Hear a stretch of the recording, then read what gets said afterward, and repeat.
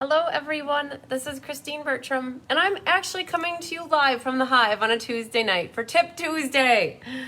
I will be honest with you, I forgot after I left the Hive last night to pre-record the Tip Tuesday. It wasn't date night last night, but Tyler came over and worked on stuff and helped me with stuff, and we had dinner, and then we went for a walk, and life was good. And then all of a sudden I'm like, oh, I never got Tip Tuesday recorded. So my apologies for my tardiness today. I thought then, because I was working, I thought, well, I'll just wait till after I'm done with work and we'll do a Tip Tuesday live. So I might catch some of you guys, and I might not. So we're going to see what happens. But Kelly had the idea of giving you guys some insider information. I shouldn't say insider, just some tips on using the new hybrid embossing folders with the die cuts. So there is a hybrid bundle that is called Art in Bloom in the annual catalog, and I can show that to you in the annual catalog. But the exciting thing is that they also are coming out with an embossing folder hybrid bundle in the new holiday mini catalog, and it's called Merriest Moments, I believe. And I have it here. I can't show you the inside of the catalog, but I can definitely show you the product, and I can show you how it cuts. Hi, Mo. This is exactly why I am not wearing the same clothes as yesterday. Hi, Luann. Hi, Sharon. Hi, Brenda Wood. Hey, Jennifer. So yes, that was like one of the last things I said last night was, yeah, you guys see me doing a Tip Tuesday, wearing the same shirt as I was wearing for Mystery Card Night last night. And nope, that didn't happen because I wore a different shirt today. I had my school clothes on last night. I shouldn't say school. I call it school clothes. They were my work clothes. So I am just trying to get I had to connect the Hive internet here and see if I can get that working. So I see your comments coming through up here too. Hi, Sharon. Hi, Roxanne. So I am connected. Woohoo! Okay. So, got to get that internet right, guys. You know how that goes. If you don't have the internet, you're not going to be watching. So, all right. I found it. We're good to go. So, I'm going to flip the camera down, and I'm going to show you in the annual catalog about these hybrid embossing folders. And they're kind of new. And the one that's in the annual catalog is called Art in Bloom. There's a stamp set, there is an embossing folder, and there are dies. And so, embossing folder, pretty cool. Lots of awesome dies, and then a stamp set to match. And so there's imagery here that matches the stamp set, matches the dies, matches the embossing folder. And I want to show you guys, might not know this, but it's hybrid in the sense that you die cut and you emboss at the same time. And I had for the swap card showcase a couple weeks ago, I made a card using this Art in Bloom, and then I did that card for bingo, and then the ladies in bingo wanted to understand what this whole hybrid was about. Hi, Marjorie. So I cut this for them in class so they could see that what happens when you put the die and the embossing folder in the machine at the same time. It cuts out and embosses. Oh, let's see if I can get the light just right. These awesome flowers. This is blackberry. Oh, there it is. Blackberry Bliss paper. And so it's so dark, but you can see the embossing. So this is where it is, page 116 of the annual catalog. So I grabbed my Packer colors, guys, yellow and green. I thought we're gonna do the Daffodil Delight with this one, and I wanna use Shaded Spruce with the Merriest Moments. So in the new holiday catalog, you're gonna find a hybrid bundle called Merriest Moments. It has all these beautiful stamps. One of the cards that I'm doing for the Summer Creative Escape looks like this. I have just one spot left, you guys. After I showcased those cards the other night, I filled up 9 spots, you guys. I have one left. So first come, first serve. Yay. I'm just super excited. Hi, Mary. So in this one, there's dies like this. So I have some of the dies sitting right next to me here, but that's why it doesn't look like quite a lot. But there's this embossing folder. I have one of the dies actually in the embossing folder. So this is a die, and then this is the other die that is so cool in this one. It's this intricate detail, and it cuts out this frame, and that's what I used on this card. This is the frame, and then that on the background is sponging with daubers using white ink. So that's how it looks like they have snow on them. So this is a die that comes in this set as well. It's super cool. Thanks for sharing, Bonnie. I appreciate it. Yeah. No, don't boo to the Packers, Jennifer. Can't say that. I have to be by default like them because I'm from Wisconsin. So that's how that works. Okay, so how do these work? We need the dies and the outlines. So the other thing I need to advise is I called Stampin' Up and I thought that this die was supposed to fit in this folder because if you wiggle it around just right, it like, it fits in place on one spot. Like, oh, it fits like this, but it doesn't allow you to cut the paper. So this, go Lions too, yes. You guys, so it's funny. We all love our teams, right? So this die is not intended to lock in place and cut out. It is the outline die. So I was bamboozled. I thought that that was part of it, and it isn't. So how does this work? Let's make some space and bring in the machine so that we can rock and roll and show you guys how this goes. So let me grab in my Stampin' Cut and Emboss machine, the Big Boss. Cannot use the Mini Boss with this. It would not fit in the Mini Boss because these dies are big. Now, you think that you're cutting, so you should use your cutting plates, but you don't. You actually use your standard platform, and then you have the dynamic platform here is the one that goes with your 3D textured embossing folders. It's the thicker plate, one by itself. And what you have to do, we're gonna do this one first. You put this die in here. So you just gotta figure out, you work and wiggle with it until you get it where, and it fits in here. And it should lock in place. So hang tight while I figure out, okay, there it is. So this, I'm moving it back and forth and it doesn't wiggle around. Where if you're over here, it wants to wiggle. So what's happening here is this locks in place and it doesn't slip around, and you guys can hopefully see that my edge for cutting is here, whereas the other side is smooth. The smooth side's not going to cut paper. So once you get that locked and loaded, you're going to put your paper in here. Now I cut a 4 1/4 by 5 1/2, which is basically a quarter sheet of paper, and I want to make sure it covers all of where it's going to be cutting. And then you want to carefully shut this. Hi, Shar. Okay, so you can see that I've got it lined up. I put my spine in first, always putting the spine into the machine first. I've had a couple people that have put the open end in first. It can buckle the spine and crack it. So there's a tip for you right there. Spine first. Doesn't matter if you go in spine this way first or spine this way first. Spine first. Now, you're just going to roll it through. And you're wondering, well, is it going to cut into the plastic? What's it going to do to my embossing folder? Well, let's see.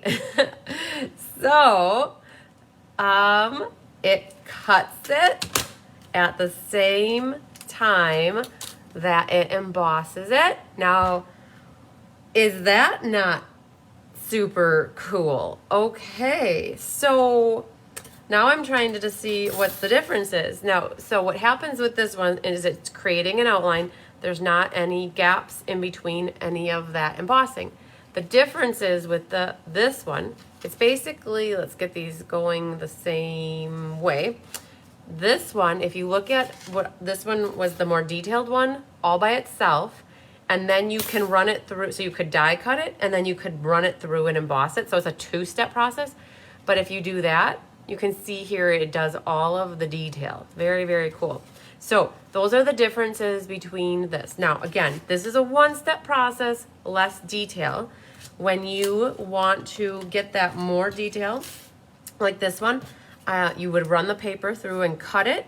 And then what you have to do is line this up in your embossing folder like this, and then roll it through. So it's a 2-step, excuse me. It's a 2-step process to get that detail with the see-through on the foliage. Okay, so yes, you guys, Ruth thinks that's pretty cool. Shar thinks that's awesome. I definitely agree. So that's the new one that's coming out in the holiday mini catalog. So there is also one in the current annual catalog. Same, whoa, rockin' here. Same concept. You can color it too, absolutely. So this doesn't fit there. There's a squishy flower right there. That's the one that I always look for first. Okay, so you want to get that locked in place. Okay, so it's not slipping around. My cutting edge is up. You can layer the two too, right? Yes, I think I understand that question, Jen. By layering the two, yes, I think what you can do is have a more outline here. And then I think you're meaning layer them on top of each other like this. Yes, that works. You want to find some complementary colors to each other. My two greens don't look so hot together, but if you had this background in white and you see the white popping through, that might be cool. So, hi Patricia, hi Nancy. Okay, so let's do this one too. And yes, you definitely can color it, Denise, absolutely. So let's see what happens when we do this next one. So taking the folder, opening it up, so you've got that's locked in place.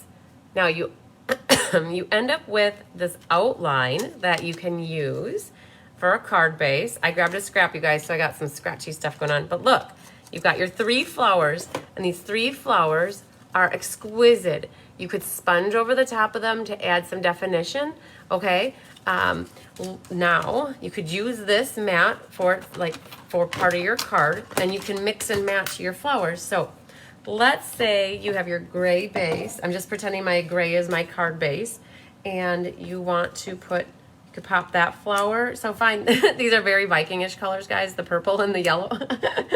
So popping them up and leaving this flat, or vice versa, you could put this flat and pop that up. And then what you could do, like if you want to find this, you could put your purple outline, and then you could put your yellow flowers, and you can mix and match however you want. Hi, Sandy Wicklander. You guys can mix and match. Well, give me a second. I have a card here from, let me just see. 1 second. Let me see if I can find it. Okay. I've got 1, 2. Okay. Here are just 2 cards that Anna Rebedu, who's on my team, made. Here she cut out that outline, embossed it, and the flowers came out. And then she stamped the flowers and die cut them and put them recessed. You can see they're kind of recessed under there, and they're flat. And then on this one, she embossed and die cut that flower out and put it on this card. And she made a little pockety corner pocket card, so like that. So these were from the team swap party that we had. So she featured or picked this bundle for her set to work with. So, you know, so Ruth just asked a question. She said, it seems like it would be hard on the embossing folder. I wondered the same thing myself. So I want to look at it with you really quick. So what happens when you use it, you can see, maybe you can't, but I'm going to try to point it out. There's a halo that goes around this flower here. You can see that there's this like a rough edge. That, yeah, there you can see it. That is where it cuts into the embossing folder. I can't tell you if that, I've only done it a couple times, but you know, because it needs to hit something to cut the paper, it does hit the plastic. I know, this is the second one used the flower from the first layer. Awesome, Anna, yeah, so that's perfect. She just said here that she used this is a Flirty Flamingo flower with some sponging over the top of the darker pink, and that was the flower that came out of that. So she used that. Perfect. So this is the first time I used this folder to do it. And yes, you can see here too that it does, I don't know, let's see if I get that light just right. Oh, there, right there. You can see that there's a halo that is around here. That is actually from the die cutting into it. So, hi Zaina. So, that would be a good question. I mean, I know that if you did this 100 times, it might end up working its way through the plastic, but I mean, who's going to use it 100 times? I don't know. I think a dozen or 2 times is not going to make a difference. And you can always, have you tried vellum with it? I haven't, Char. I actually just have done pretty much this, and then I used the die for this Merriest Moments on this card, and then just showing you what I had with Anna. So I was going to say that you can always sharpen your dies. It was designed to cut or emboss it. Exactly. It was designed to cut or emboss it. So you can use it however you want. If you are, you know, you're cutting an outline, and usually that is not as finicky as a detailed image.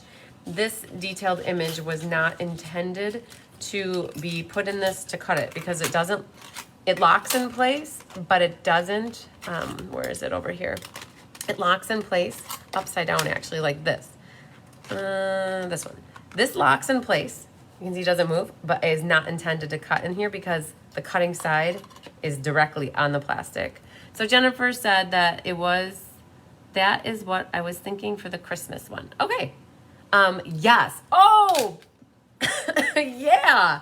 This background would be super cool with the vellum to give that frosty look behind, or doing this whole thing in vellum.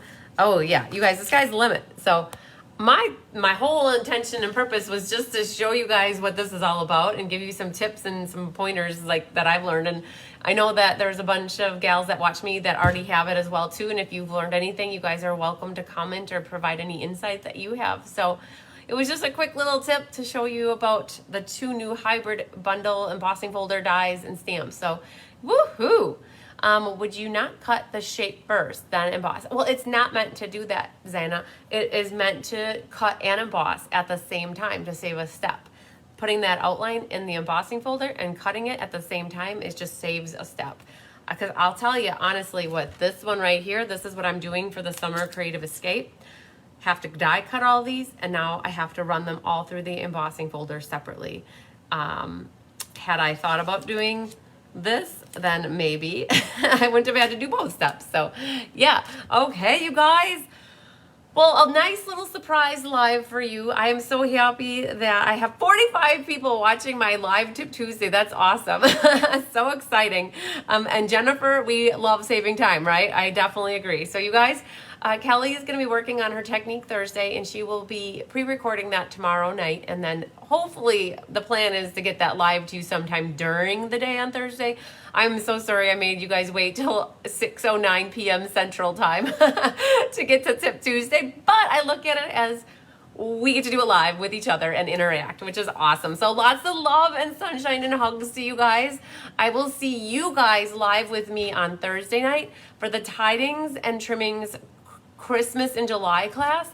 I do not have any kits left. I did have one left, and that went out today in the mail, so that's done.